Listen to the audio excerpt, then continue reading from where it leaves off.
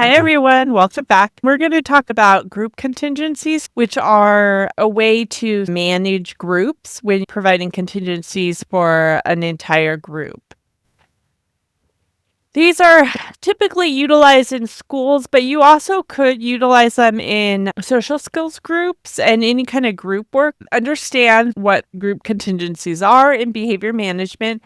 We're also going to identify the three main types of group contingencies, learn to differentiate between these group contingencies, and know when to use each type effectively, determine the appropriate group contingency based on the needs of the group. And then you're going to learn how to implement it with fidelity. So understand the steps to set up and deliver groups contingencies. What are they? A group contingency is a behavior management strategy where reinforcement is delivered based on the behavior of one, some, or all of the individuals within a group. It's used to encourage collaboration, motivation, and accountability. So we use it to promote teamwork, cooperation. It's efficient for managing groups of students or clients. And then you can reinforce positive peer influence, reduce staff time spent delivering individual reinforcers. And we have three types: independent, dependent, and interdependent group contingencies. It promotes teamwork and cooperation. Group contingencies are super powerful. A lot of times, peers can be better at promoting pro-social behavior than an adult ever could.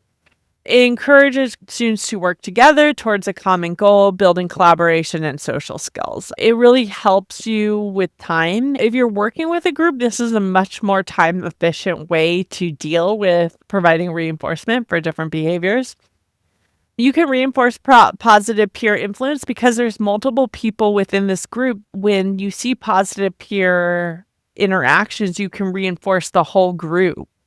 This is a lot easier than teaching social skills just to one person, because even though you might include a peer in your social skills instruction, you're not reinforcing them, so they're not part of that. It's easier if they're all part of it and you can reinforce everyone together. And then you reduce staff time spent. These are super easy to do compared to individually reinforcing each person. Okay, so the three types are independent, dependent, and interdependent. So the independent group contingency is everyone has the same opportunity, but reinforcement is based on each performance. So if anyone who finishes a worksheet would get the sticker, but the whole group is working towards, still has the same target behavior and reinforcement option or whatever you're using as a reinforcer. Dependent is the entire group earns a reward based on one student's behavior. If Jasmine stays in her seat, the whole class gets extra reset.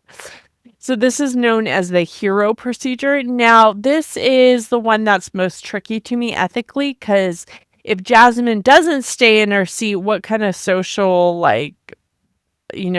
trouble would she fall into? So this is the one I would use with the most caution.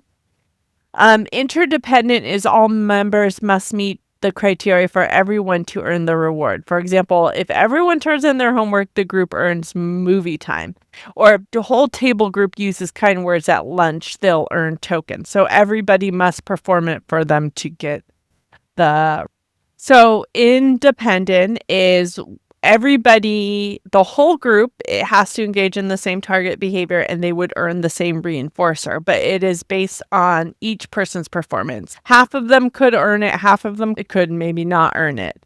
This one encourages personal accountability and makes everything fair. So this is the one I would utilize the most.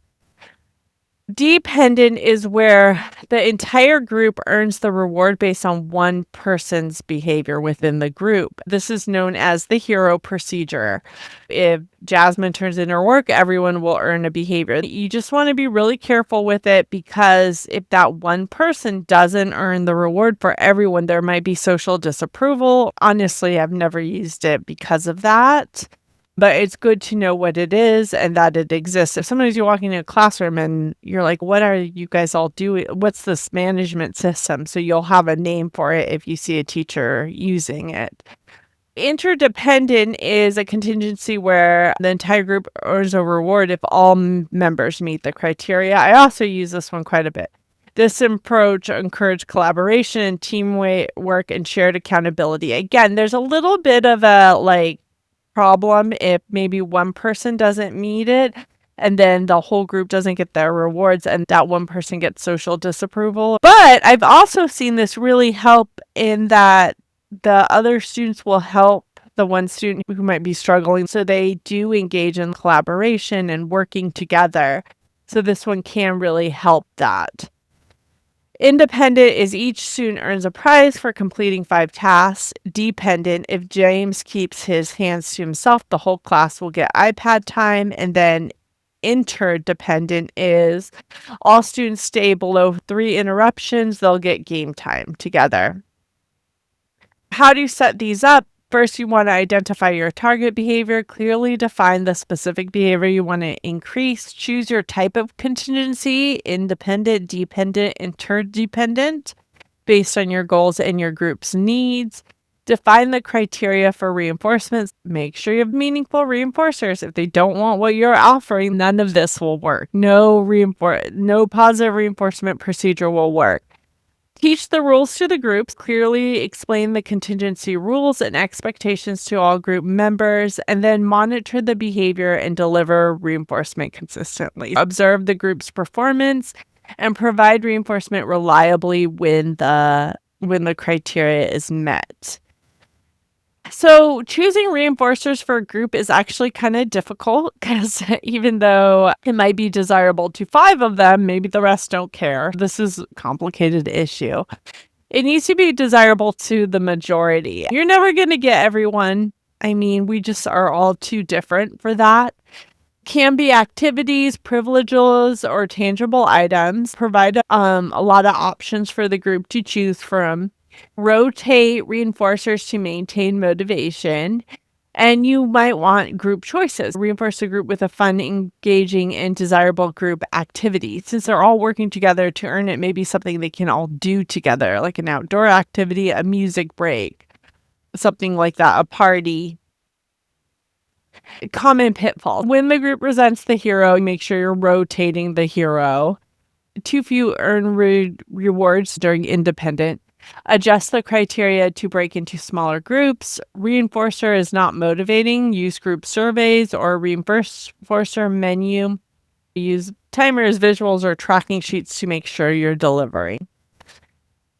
Track group and individual behavior. Note the patterns. Who responds to which type of contingency best. Observe which students thrive under each contingency type. And adjust the criteria based on the group progress. Regularly review the data and make changes to keep the contingencies effective. What will this group contingencies do? It will increase engagement, motivation, and positive peer influence. Group contingencies can help promote teamwork, collaboration, and accountability. You want to choose the right type based on the group needs. Understand the differences between independent, dependent, and interdependent group contingencies. Make reinforcement clear, consistent, and desirable so each group understands the criteria for earning the reinforcement. And then use data and flexibility to keep it effective.